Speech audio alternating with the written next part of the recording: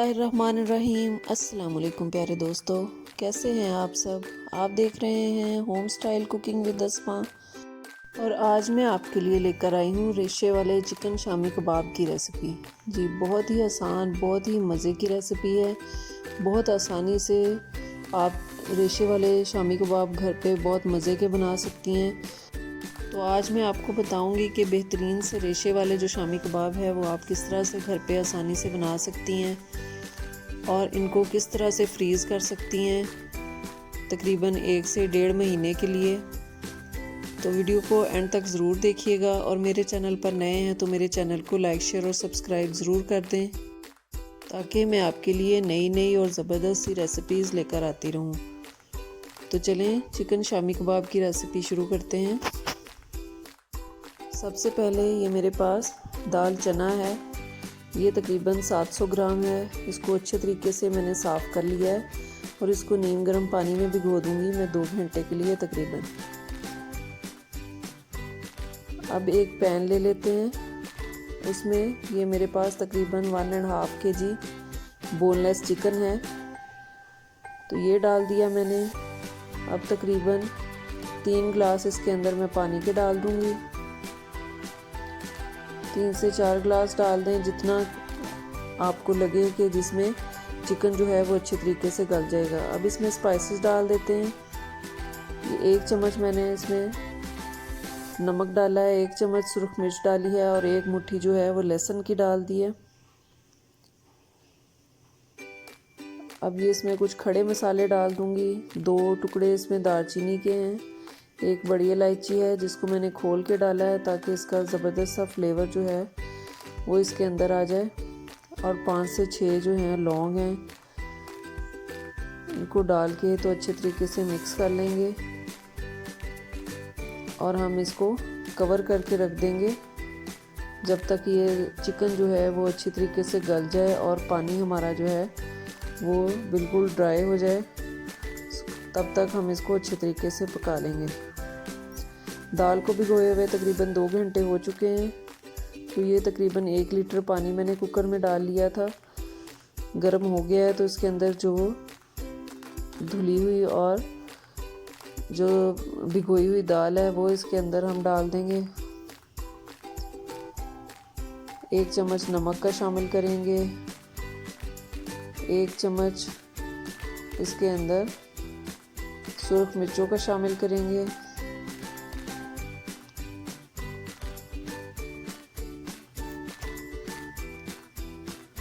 और 1 चम्मच ही इसमें हल्दी शामिल करेंगे। इनको अच्छे तरीके से मिक्स करने के बाद हम इसके बॉयल आने का इंतज़ार करेंगे। जैसे ही बॉयल आएगा तो हम कुकर जो है इसको बंद कर देंगे और तकरीबन इसको 10 मिनट के लिए वेट पे रखेंगे।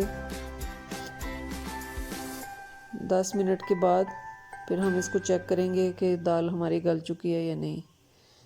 ये देखें चिकन हमारा जो है वो तैयार हो चुका है, पानी बिल्कुल ड्राई हो चुका है। अब जो इसमें हमने खड़े मसाले डाले थे उनको हम निकाल लेंगे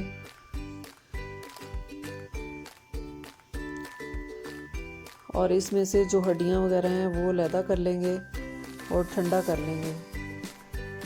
अब ये 10 मिनट हो चुके हैं और दाल जो है वो भी हमारी बिल्कुल ज़बरदस्त सी गल चुकी है। ये देखें दाल बहुत अच्छी सी गल चुकी है। तो दाल को भी अब हम एक खुले बर्तन में निकालेंगे और ठंडा होने देंगे। दोनों चीज़ों को ठंडा करने के बाद ये चॉपर ले लिया है मैंने, इसके अंदर चिकन डाल दिया है। आप चॉपर में भी इसको कर सकते हैं। चॉपर ज़्यादा चलाएंगे तो इसके रेशे जो हैं वो टूट जाते हैं बिल्कुल।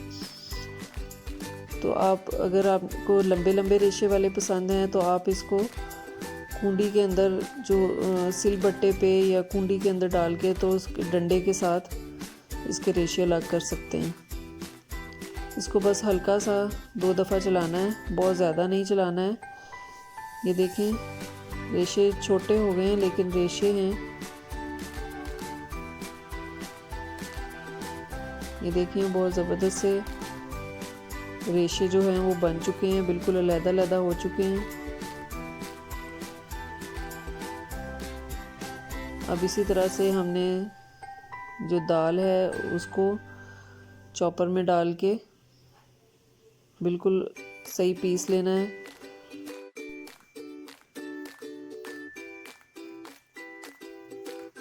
अब दाल के साथ जो है हम प्याज और सब्ज़ मिर्चें भी डालेंगे। 3 बड़े साइज़ के प्याज लेके मैंने उनको मोटा मोटा काट लिया है और ये 8 से 10 सब्ज़ मिर्चें हैं। ये मैंने इनकी डंडियाँ उतार ली हैं, वॉश कर लिया है। ये हम इनके अंदर डालेंगे। इसके साथ ही हम दाल के आधी अभी डाल देंगे, तो बाकी दाल के साथ जो है वो आधे डाल देंगे और इसको इसके साथ ही अच्छे तरीके से चॉप कर लेंगे। सब्ज़ मिर्चें जो हैं वो आप अपने टेस्ट के हिसाब से डाल सकते हैं। आपको ज़्यादा स्पाइसी पसंद है तो आप ज़्यादा डाल लें। ये देखें हमारी दाल जो है वो अच्छे तरीके से चॉप हो चुकी है। आप इस तरह से दाल के साथ भी प्याज को चॉप कर सकते हैं या सब्ज़ मिर्चों और दाल को आप अलहदा से चॉप कर लें और प्याज को अलहदा से चॉप कर लें, आपकी मर्ज़ी है। अब इसके अंदर ये दोनों चीज़ें चॉप हो चुकी हैं। अब इसके अंदर स्पाइसेस शामिल कर लेते हैं। कुछ हमने नमक मिर्च जो है वो इनको बॉईल करते हुए भी डाली थी, इसलिए आप बहुत ध्यान से इसके अंदर नमक और मिर्च डालेंगे। 1 चम्मच मैंने नमक का डाला है, 2 चम्मच जो है वो खुश्क धनिया पाउडर डाला है, 1 चम्मच ज़ीरा पाउडर डाला है और 1.5 टेबल स्पून जो है 1.5 चम्मच तकरीबन गरम मसाला पाउडर डाला है। और ये सब्ज़ धनिया है, 1 गड्डी सब्ज़ धनिया की ली थी मैंने, उसको अच्छे तरीके से साफ़ करके काट लिया था और वॉश कर लिया है। वो हम इसके अंदर डाल देंगे और सारे मसालों को और सारी चीज़ों को, चिकन को, दाल को और हर चीज़ को अच्छे तरीके से हम मिक्स कर लेंगे। इसको मिक्स करने के बाद भी आप इसके अंदर नमक और मिर्च जो है वो चेक कर सकते हैं और इसके अंदर और शामिल कर सकते हैं। ये देखिए हमारा मिक्सचर जो है वो बहुत ज़बरदस्त सा रेडी हो गया है। और ये देखें इसी तरह से बहुत अच्छे से शामी कबाब हमारे जो हैं वो तैयार हो रहे हैं। बिल्कुल भी किसी बाइंडिंग की ज़रूरत नहीं है, बहुत ज़बरदस्त सी इनकी बाइंडिंग हो रही है। कुछ भी इसमें डालने की और ज़रूरत नहीं है, ना अंडा और ना ही कोई इसके अंदर मैदा वगैरह कोई चीज़ डालने की ज़रूरत है। ये देखें सारे शामी कबाब मैंने बना लिए हैं। ये कुछ हम फ्राई कर लेंगे जो प्लेट के अंदर हैं और बाकी जो हैं वो मैंने एक शॉपर को काट लिया था।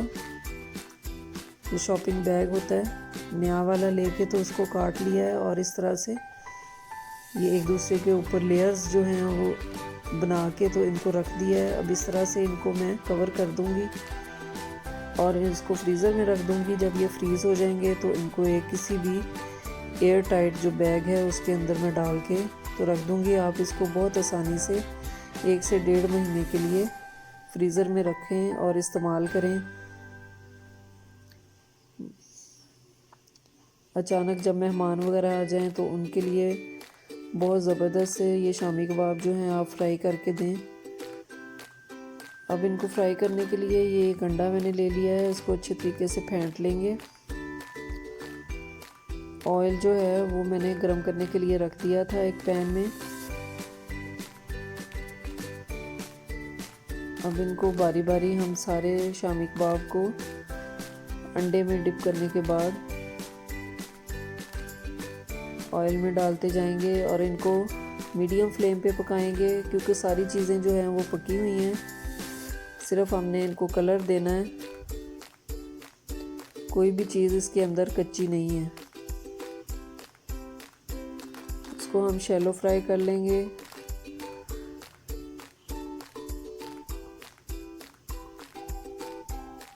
देखें बहुत ज़बरदस्त सा कलर आ गया है एक साइड से। अब इसका साइड हम इसकी चेंज कर देंगे और दूसरी साइड से भी इसी तरह से कलर देंगे। फ्लेम को आपने मीडियम रखना है, बहुत ज़्यादा हाई भी नहीं रखना है और बहुत ज़्यादा लो भी नहीं रखना है। देखिए दोनों साइडों से हमारे शामी कबाब जो हैं वो बहुत ज़बरदस्त से फ्राई हो चुके हैं। मैंने सिर्फ अंडा लगाया है। आप लोग अगर अंडा लगाने के बाद ब्रेड क्रम्स अगर आपको पसंद है तो ब्रेड क्रम्स भी लगा सकते हैं। ये देखें बहुत ज़बरदस्त से, ये देखिए रेशे वाले शामी कबाब जो हैं वो हमारे तैयार हैं। मैंने रेशे थोड़े से छोटे किए थे, हमारे घर में थोड़े से छोटे रेशे पसंद किए जाते हैं। आप लोगों को लंबे रेशे पसंद हैं तो आप चॉपर में ना डालें इसको, कुंडी और डंडे के साथ जो है इसके रेशे जो हैं वो अलहदा कर लें। देखिए बहुत ज़बरदस्त से हमारे शामी कबाब तैयार हो चुके हैं। बहुत ही मज़े के लगते हैं, इनको केचप के साथ खाएं या ग्रीन चटनी के साथ खाएं और इनको मेहमानों के आने पे बनाएं, बच्चों को लंच बॉक्स में बना के दें।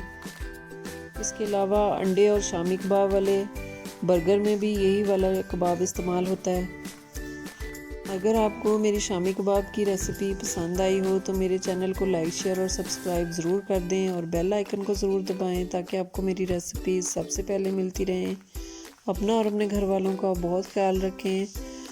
मुझे और मेरी फैमिली को अपनी दुआओं में याद रखें। अल्लाह हाफिज़।